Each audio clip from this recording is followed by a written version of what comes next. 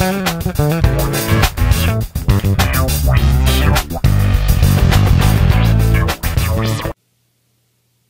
now on to the next step, assembly 10, the tail system, and assembly 11, the other part of the tail system. We're going to pull all this hardware together. This is all still in the styrofoam container here. Most of this stuff here, here, here, here, here, here. We're going to pull all of this out and take inventory of what we need. It looks like a lot of this is pre-assembled.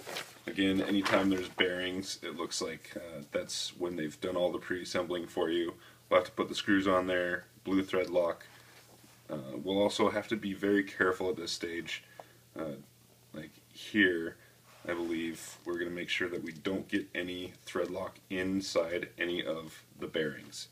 So in some of these cases we'll run the screws through and just use a toothpick or something. Sometimes I like to use the end of these zip ties that I've cut just to apply just a little bit of thread lock on the tip of it and then put it on the screw. But we'll show you when it's time to do that. Right now we'll just get everything ready to do this part and then finish up the tail system here on the next page. So this is all basic standard stuff, and we'll be right back to show you all the hardware we're going to be using. Alright, and here we are now with most of the tail hardware for assembly 10 and 11. We pulled this stuff out of the case. It was pretty easy, just pop it right out. This part looks pre-assembled. All of these screws, I didn't see that they had any thread lock on them. They actually even had some grease on them, so make sure you back every single one of these out. There's 3 on this side, 3 on this side. Back them out one at a time. Clean the end off of them, get all the grease off, put the blue thread lock on there, and then tighten them really good. And make sure this is moving nice and smooth.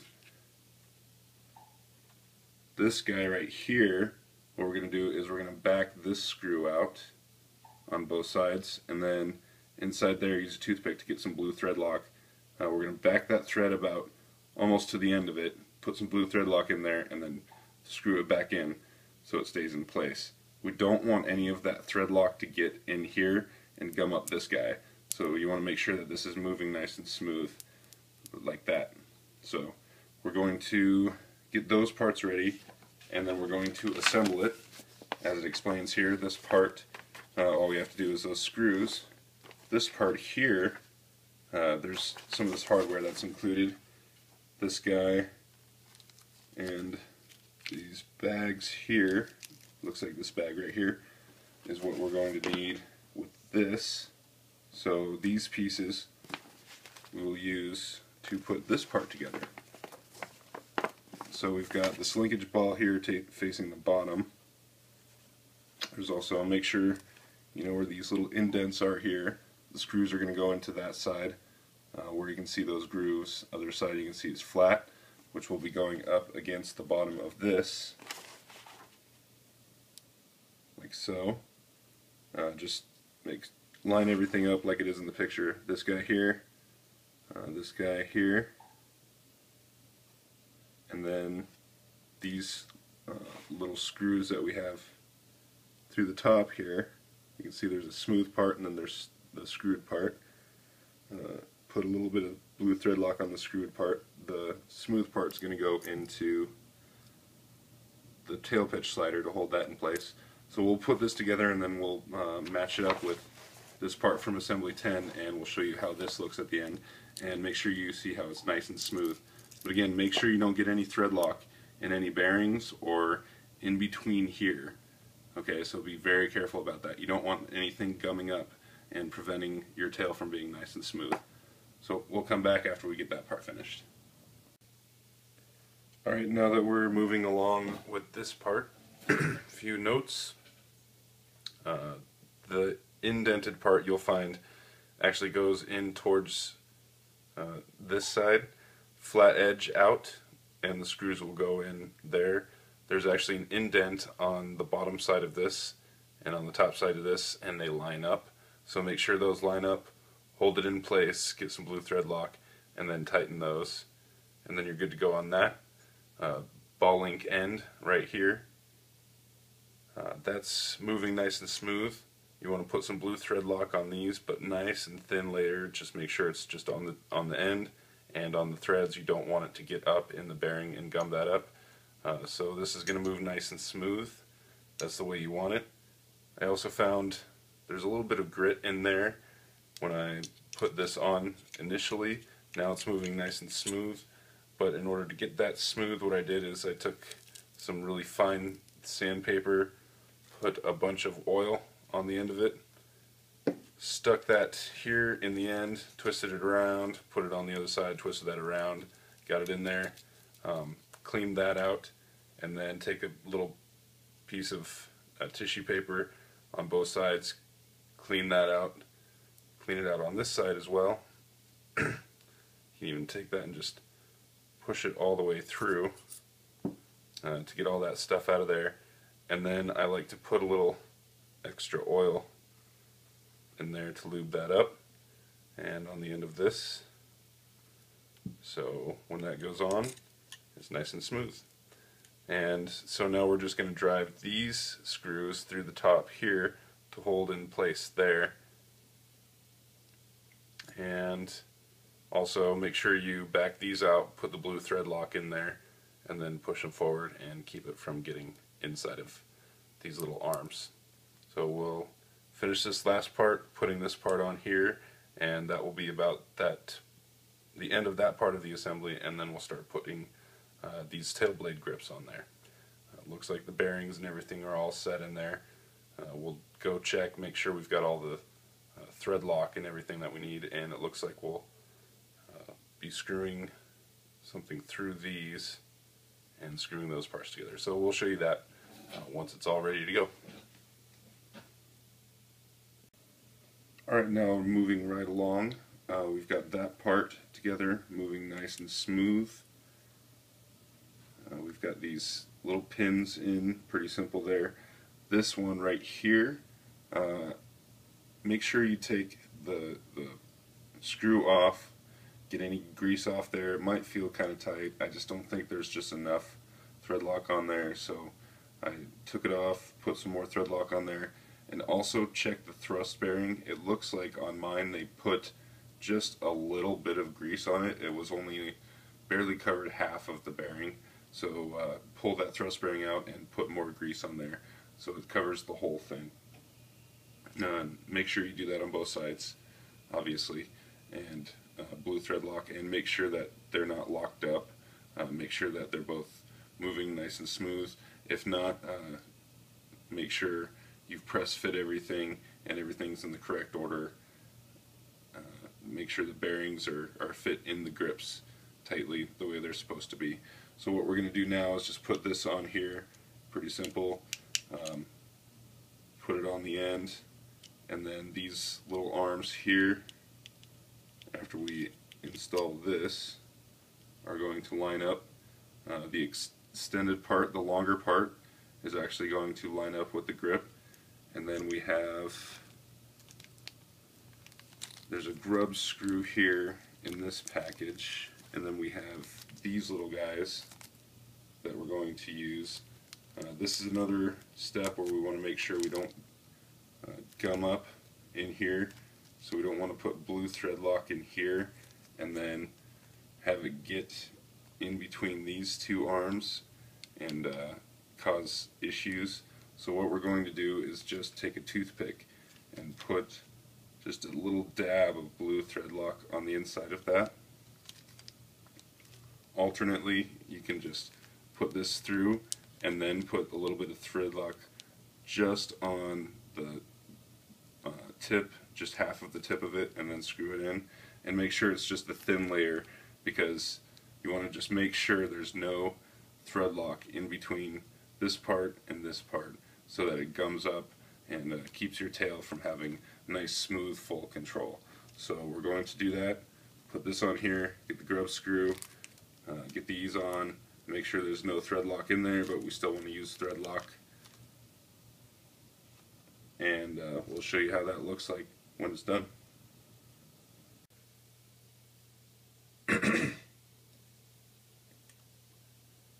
Alright, and here we are with the end of this part of the tail assembly. Got this moving nice and smooth. Just make sure everything's good. You don't have any blue thread lock in between here. It's up to you. I looked at the manual, and from looking in there, it doesn't show any blue thread lock on these. I really don't want to risk it. It's up to you. But if you put blue thread lock on there, you also risk gumming it up or getting some in between this plastic part and this metal part.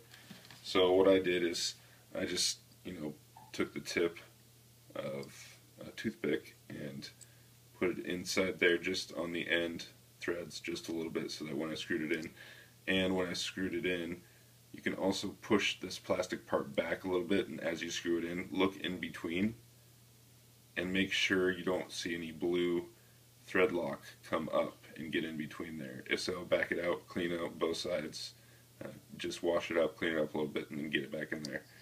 So mine has a little bit of thread lock inside there, so I've got a little bit more confidence that it's going to hold, and it also moves nice and smooth. There's no grinding. We sanded inside of this pitch slider, just a little bit of movement with the finger, and it moves nice and perfect. I put these screws on the end here, grub screw here that came with these screws. Make sure you put thread lock on there. I've had flights on other helicopters where that came out and it wasn't fun. So make sure you get that in nice and tight. Line it up with the indent. If you find that you can't push this in, just flip it over, because it seemed to me like the end of the shaft only went in one side of this whole tail pitch assembly. So this is all ready to go, and now we can start looking at the next part. We'll be getting the tail linkage rod assembly 12 ready for the boom, measuring all this stuff out.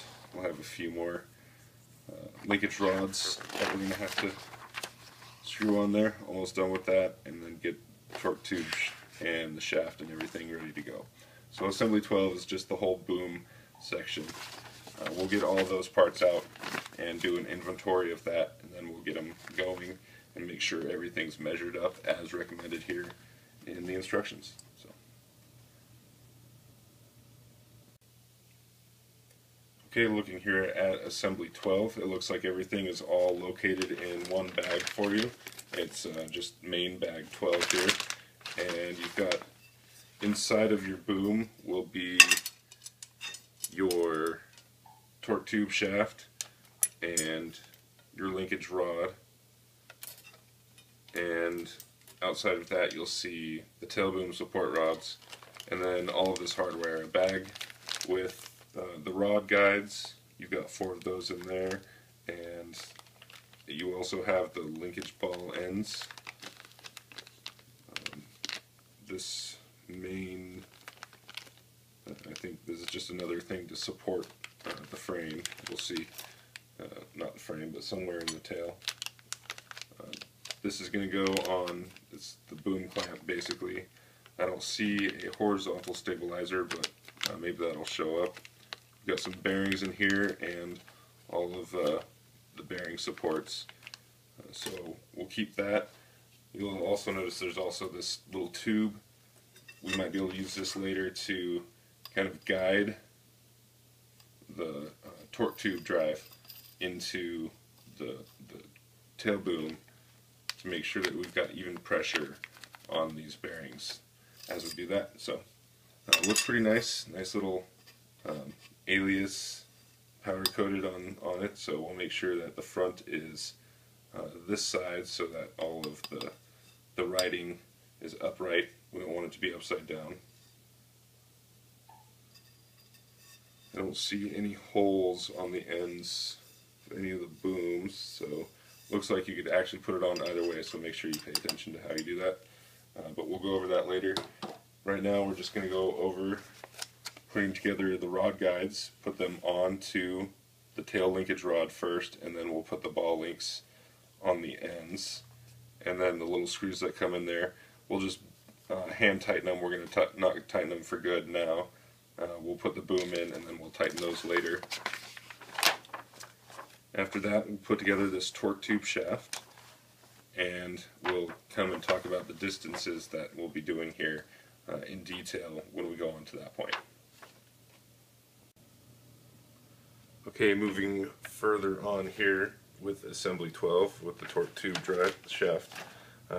So we've got this part finished up. We're just going to make sure these screw ends where the holes are facing the same direction. You can probably get away without it. They look pretty symmetrical from looking down the shaft, but they're just barely tight. We still have space here so that we can fit the boom through there.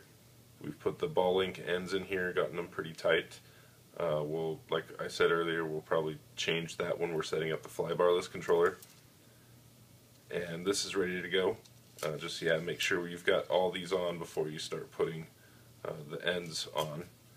So that we will put to the side. It's ready to go. Next, we will put these bearings onto the torque tube shaft. So we've got that. These bearings first are going to have to go into the bearing supports. The way I recommend it, just kind of line it up evenly and then just push. Let's see, do it on this side. Takes a little bit of finesse. But yeah, once you get it in there, you'll just kind of make sure it's even in the races, and then go through and just kind of pull these back. Just kind of basically go through and pinch the ends of the balls, and then it'll make sure that all the plastic comes around the bearing.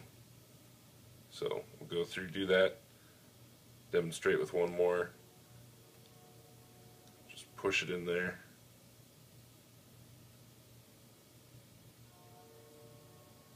Okay, and then go through and then do this little pinch thing with it, so then that'll make sure all the plastic's on there. So I'm going to get this other one ready, and then we're going to put it on here, and make sure you follow the distances that it recommends here. So on both sides it looks like one set is going to go in 22 millimeters. So 22 millimeters in, and then from those one comes out 250 millimeters, and then the other one comes out 230 millimeters. So it's going to put them kind of off center so it doesn't pick up that resonance frequency. This will kind of keep it stable and keep it from picking up that resonance. If they're all equidistant from each other, then you have more of a chance of picking up that resonance frequency and getting some vibrations. So before you put these torque tube shaft splines on the ends, make sure you put the bearings in there.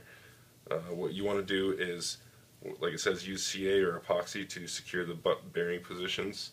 I like to go through with my torque tube shaft, measure all the distances, put a little notch, measure the distance for the next one, put a notch, distance for the next one, put a notch, distance for the next one, put a notch.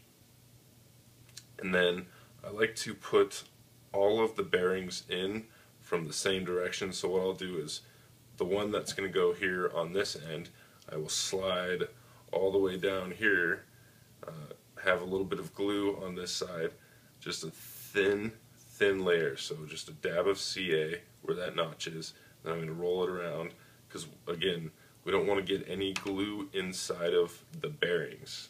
So it's just going to slip over it, and then same with the next spot, just a little thin layer of CA. Just put a dab on it and then roll it around so it's thin, and then just push it on over top of it. And you don't need to push it too hard, and you want to make sure that you, again, don't get glue in the bearing. Same one from this side, slide that one on, and then slide the last one on from that side. And then in doing that, basically you're pushing them from one side onto the glue, so there will be a little bit more, it'll take a little more effort if you're pushing it this way into the torque or the tail boom than if you're pushing it the other way, because then you've got more chance of the bearings breaking loose. So if you do it this way and you push it the correct direction when you're going into the tail boom, you've got less chance of these breaking free when you're pushing into it, because you're pushing against the side where all of the the CA is. So we're going to do that, put all the CA, get these bearings on here, and then put the little spleens on here, and take a look at the finished product once we've got that all ready to go. Alright, and here we are with the torque tube shaft ready to go. Measured 22 inches here, and then 250 or 230 on this side, and I have 250 on this side, and then whatever this is in between. My calipers didn't go all the way to 250, so what I did was measured 150, and then I marked that, and then I went 100 from there, and then on this side I just did 130 and then went 100 from there. So there's also little marks that you'll see on there. Glued these bearings on with the bearing supports, and then the spline or spleen, whatever the correct pronunciation is of this. We got that taken care of. So this is ready to go in. Make sure on mine I put CA, it's all on this side, this side, this side. So I just flipped it over, made sure, okay, so CA is on this side, so it's going to go in against the side where it's going to push against the CA with all of the bearings. But first, before we slide it in, we're going to put a lot of grease all over here, oil or some sort of synthetic grease, and then put it inside the tail boom as well. As far up in there, we're going to try to put as much grease in there so it slides in nice and smooth and doesn't put too much pressure on these and breaks these loose. So whatever you used, epoxy or CA, also make sure you give it enough time to dry out before you put it into the boom.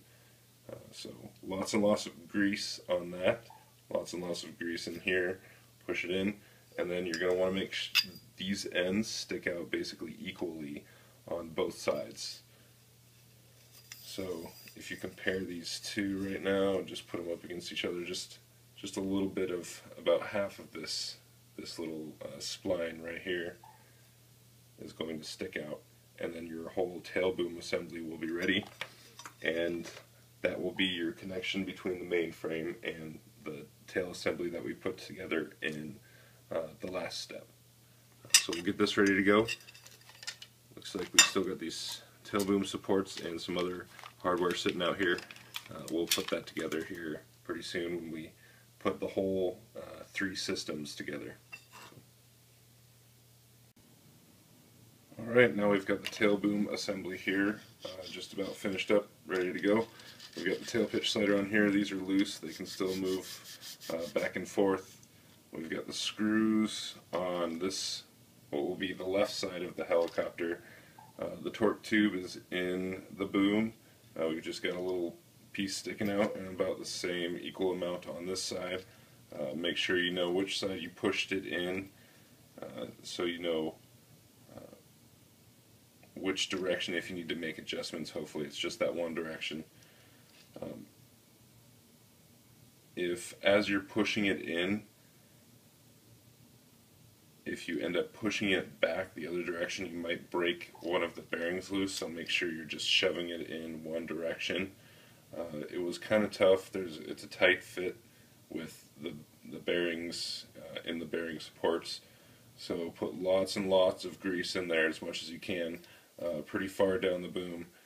Might even be a good idea to put a little bit of grease on the end of like a hex driver and a piece of cloth, and push it down, or push it all the way through with something else, just as long as you can get lots of grease in there. Put lots of grease on the outsides of those plastic bearing supports, and after I pushed one in, I would even try to squirt a little bit more extra oil in there for the next one, because as one goes through, it's kind of going to clean it out. So as you're pushing those in, just kind of go around and then use your finger to kind of work it in there. And for each one, it gets just a little bit harder to push it in there because it's really a tight fit. But just work it in there. Make sure it feels like the bearings are all in place. If the bearings break loose, pull it out, use some better epoxy or more CA or whatever you have to do to get the bearings to stay in place. JB Quick, JB Weld is great for that as well. That's a perfect epoxy for doing that. And I've got mine in here. Turn this side, the other side turns nice, everything's nice and smooth. You're not hearing any interactions in there. If you do, check it out, figure out what's going on in there. Yeah, so 4 bearings, it's a lot, takes a lot of pressure to get it in there, but just make sure you use lots of lube to get it in. So, sure, none of that sounded very, very good, but I guess it's the nomenclature we've got to use. Okay, now moving on to the next step will be the boom assembly installation into the main part of the frame. So what we're going to do is make sure it looks like we can read the alias right there. So we're going to push that in there inside the frame. And remember earlier, when we were building the frame, we temporarily installed a couple of button screws right here. So we're going to pull those out, put some blue thread lock on there, and push the boom in as far as it'll go. There's a certain place where it'll stop inside there, and then you're going to want to line up so that the label is facing where you want it. Or the logo, the alias logo, and then you're going to want to use these, and they will puncture into the aluminum boom and basically pin the boom in place. So make sure it's lined up perfectly before you install that, and pin the boom with these guys. And again, make sure you use thread lock. Okay, so it recommends thread lock in here. Use the blue and heed all of these warnings here. Okay, and just pay attention to both of these. Like I mentioned here, before we put the pins on, we're going to make sure the logo is facing the way we want it to face. And that is the boom inside the frame. After that, we'll, I think on the other side of the boom, yep, start putting this guy on. And we still got this vertical stabilizer carbon fiber piece that we still haven't used, and then after that we'll move to the tail boom support rods. So getting near the end here, starting to put all the pieces together. We'll put the boom in here and we'll take a look at that. Okay, now that we've got this part done, fairly simple. I haven't put the tail servo in yet, but we'll put that one in here soon, very much like the other ones, and we'll do the setting up of it when we set up the flybarless controller. So we put this in here, the boom. Make sure that you line up the logo how you want it. I have mine towards the front, upright. That seems like the logical way to do it.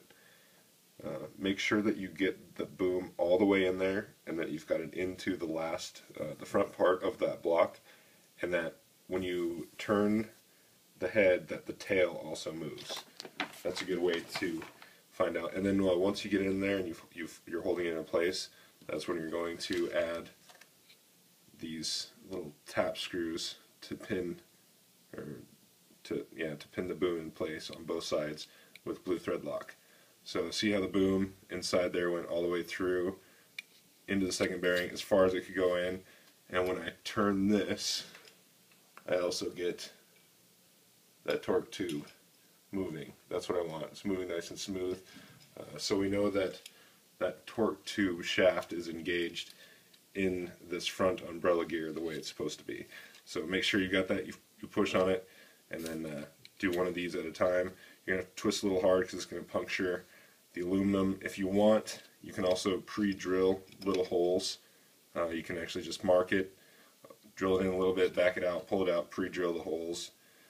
I just went through it. I punctured it. It seemed pretty sharp on this, and now the boom is in place really well. So that's installed. All we have to do is put the tail on and add these tail boom supports with all this hardware that we still have remaining here. So what does it say in the manual here? this out of the way. Looks like, okay, so with this spacer that we have, that's going to go here. It looks like in between on the back. So that spacer, and then it looks like the screws that go through that, they'll go through the washers. Those flat 10 by 1, looks like those are all in here as well. And then some blue thread lock. Nope, red thread lock. Use red thread lock on these ones. Yeah, you really don't want those coming out. Push those in there, and we'll be screwing into the spacer in the middle. So basically, a little harder now that we've got the boom on to show you everything on the camera, but this little spacer will come in here in between these, and then we screw on the outside to hold the boom supports, and then those will come here and be clamped on by these pieces of hardware. So we'll get that done. Pretty simple. And then we also talk about putting the tail case on. So we're going to put this whole tail assembly on, and then we will also be putting that carbon fiber vertical stabilizer, and also we'll be pulling out these 3 by 25 millimeter. Looks like we still have those. Yep, I've got those sitting here in my hardware bag. Get the washers in there. Then we'll be screwing into, looks like this side of the block. So the blade grips are going to be standing from the back of the helicopter. They're going to be on the right side here. So pretty easy. Put that on, put these on, and we're almost done. We'll come take a look at those, and I'll let you know if we have any notes while we're working on that part. So remember, red thread locking on these parts right here. Also recommends red in the back here for this boom support clamp. Again, no horizontal stabilizer, but probably don't need it. More just for looks, really. But here we go. Okay, now we've got this whole tail assembly part finished up. We've put this guy in here with all of the washers, red thread lock. Got these guys in here nice and tight. So here is a close-up of what that looks like. See that spacer in there? That's what we're drilling these into. You're going to want to get 2 of these and torque it on both sides at the same time. Get it nice and tight. Vibration can cause this stuff to back out, and you don't want these coming loose during flight. So definitely that's something to check and retighten after a few flights. Those run up here all the way to this side, and you can see we've got the boom clamps holding the supports on, like so. Pretty simple, pretty straightforward, easy to do. And we've got the tail put on there with the vertical stabilizer. Still don't have the pitch slider attached because I'm sure I'm going to tighten or loosen that a little bit when I set up the flybarless controller. So here's this part, done with the tail. As you can see, I've pulled the motor mount off so I can mount the motor, and we'll come back and talk about doing that. It's actually really simple. There's just the 2 screws that go into this part of the frame, and then the 2 that go in the front here. Just back those out. There's the 10 millimeter screws on both sides, different size washers, and then you can just pull the motor mount off. And we'll come take a look at that here in just a minute. Alright, and here we are. I finally got my motor shaft in. I replaced that in my motor, my Scorpion Ultimate that I've got here. It's nice and smooth. You might also find, if you're ever testing it out, if it's not smooth, make sure that if 2 of these bullet connectors aren't together, because if any of those are connected, then it's going to slow it down as you try to move it. It won't be as smooth then. So make sure none of these are shorted out. As for applying the pinion, I had a little indent already in my shaft, so I was able to line it up with the holes. But you push the pinion down, and it's actually going to go down to as far as it can on the motor shaft, and part of it will actually go inside of this mount, and you can see it won't actually hit the edge of the mount because the diameter inside here is bigger. But if you have it up, kind of like with my Fusion, it's a similar design, but we actually push the pinion up to where it kind of starts at about the level of the motor mount, but not this one. You push that in all the way, and there's a little bit of the shaft that's going to be sticking out, and that's going to go into the lower bearing when you put it on the helicopter. So that's real simple. Lined up these holes. Make sure the motor cables are going to be facing towards the front or whatever direction you're going to have the ESC. So this is going to be how it's going to go into the helicopter. So really easy, we just slide this right back in there, the 2 screws up here and then the 2 screws in the front. Just make sure you don't confuse which ones. There's some with a thicker washer, I think 1 millimeter, and those ones go here. The thinner 0.8 millimeters are going to go into the side of the frame. So now we're going to get this mounted on there and show you what that looks like, and we're just about done with the whole building part.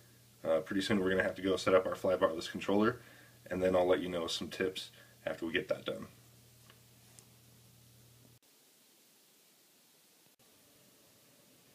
Alright, here we are now with the frame and the motor mounted, and we also have on both sides these 3 screws here, and then the 2 inside here loose, so that we can adjust the mesh. So what you're going to want to do with your mesh when you do want to set it up, I'm actually going to have mine disengaged right now for when I do the setup. No accidental spin-ups or anything. But if you push it too hard, then you've got too tight a mesh and you will have no freedom here in the gear. What you want to do is back it out a little bit to where that's too much. But just a little bit, and you can actually hear a little bit of clicking. It's not very loud. I'll actually go a little too far just to emphasize the clicking. But you want a little bit of that, just a little bit of clicking. And then you've got a good gear mesh. Also, some people like to just take a little piece of paper, put it in between the 2, and then push it. Not too tight, but just basically push it up against with the paper, tighten everything. What you want to do is just tighten all these screws first, and then tighten the 2 inside there. And make sure you do both sides, of course. And then just move it and get the piece of paper out. But I like this method. About right there, just a little bit of clicking when you try to move the main gear right here, and then you'll be good to go. You don't want it too tight, don't want it too loose, but this is kind of a great feature that we can pull this back and disengage the pinion without pulling out the whole mount or the whole motor. So there we are with our Scorpion motor. Haven't fully finished the wiring yet. This one from the elevator servo is going to be a bit of a pain because I'm going to have my flybarless stuff in here, and yeah, this is going to route, I think, underneath here because I don't want to go in the front. If you want, you could probably go across the front here. It'd be easy, but then you'd have wires showing. So I'm going to go the hard way. I'm going to go underneath here and make sure it's really tight. Use all these holes and then the ones down here to route it out in this direction. But make sure that it's tight enough so it doesn't get hit by the gear when that's spinning. So you got to be really careful about that. Don't want your servos dying during flight. That could be bad news. So we got this, and I think all that we have left is, of course, we're going to put the blades on. That's pretty self-explanatory. You're going to want to make it so that main blades turn clockwise, tail blades looking at them from the back. On the right side, they're going to be counterclockwise. We'll demonstrate that later. Get the electronics set up.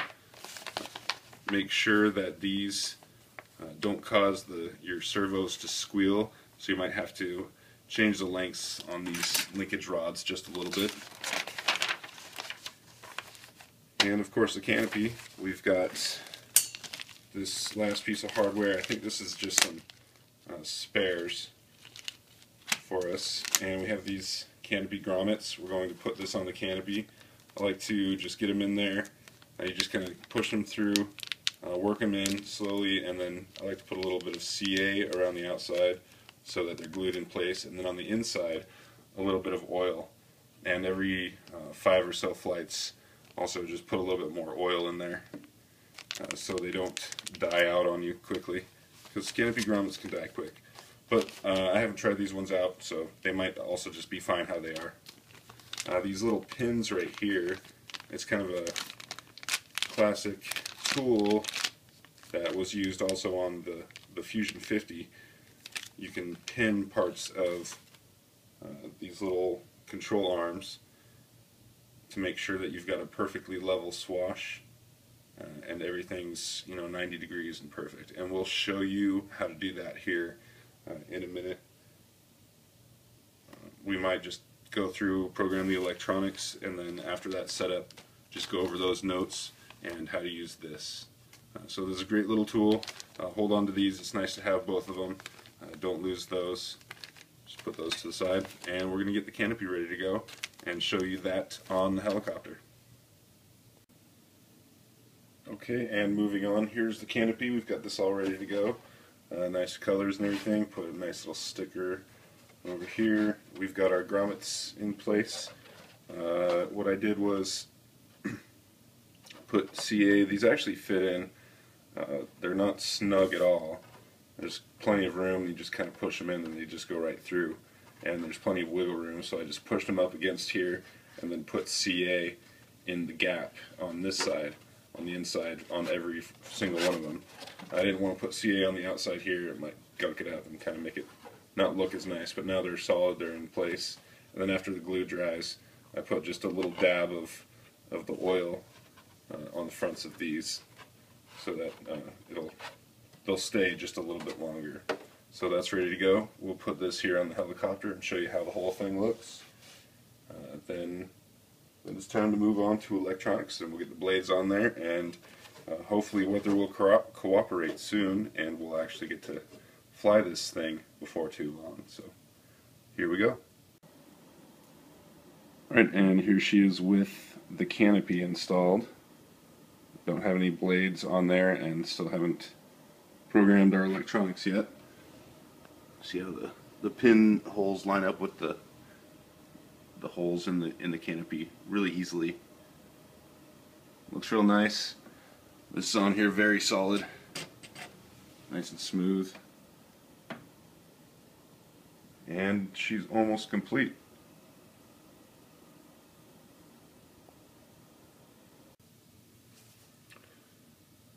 Okay, and just real quick, I'm going to show you where these pins go and how to use them.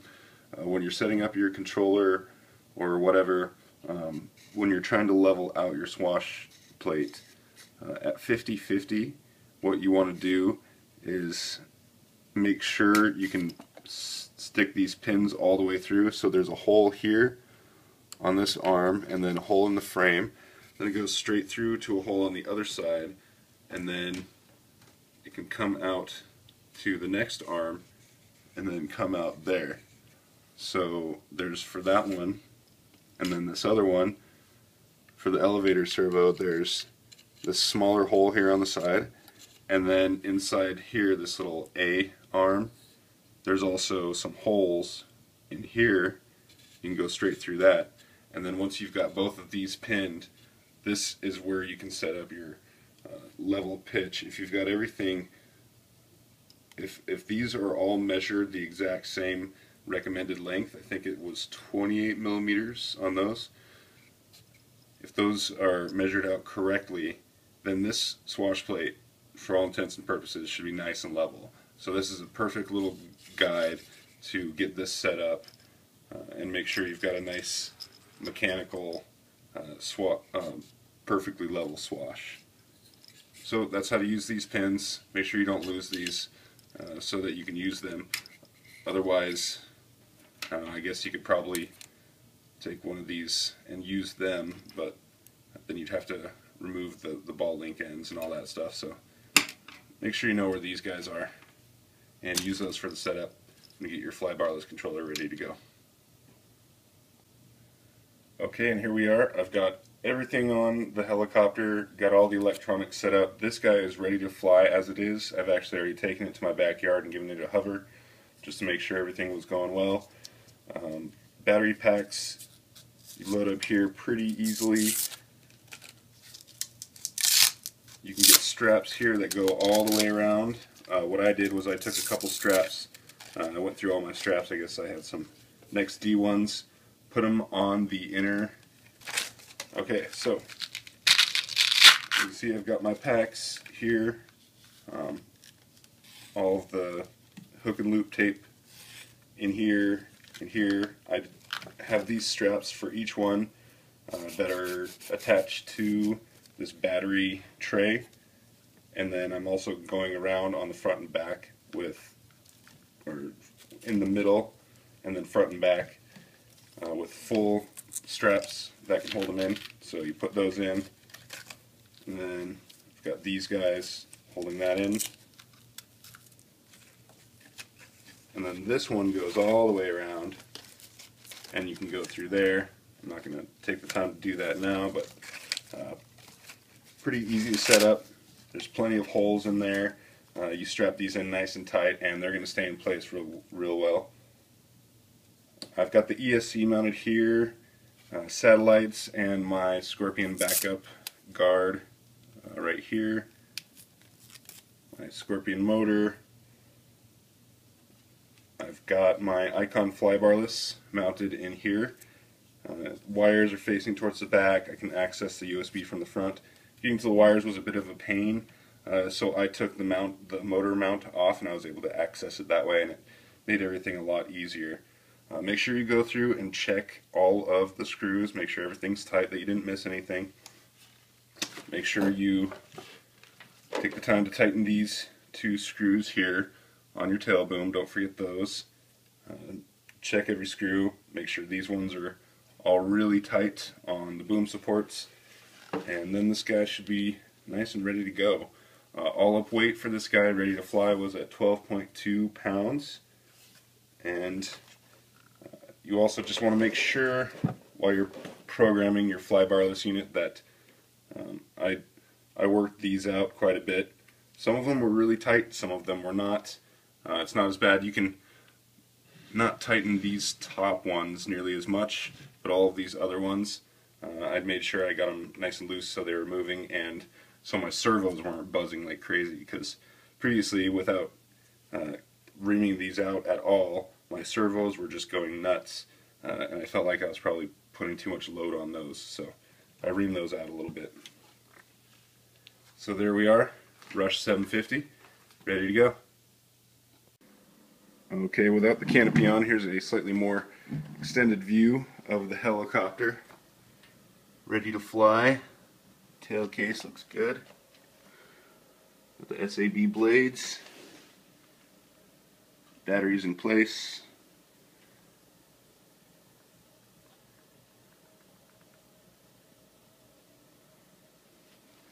This baby is ready to go.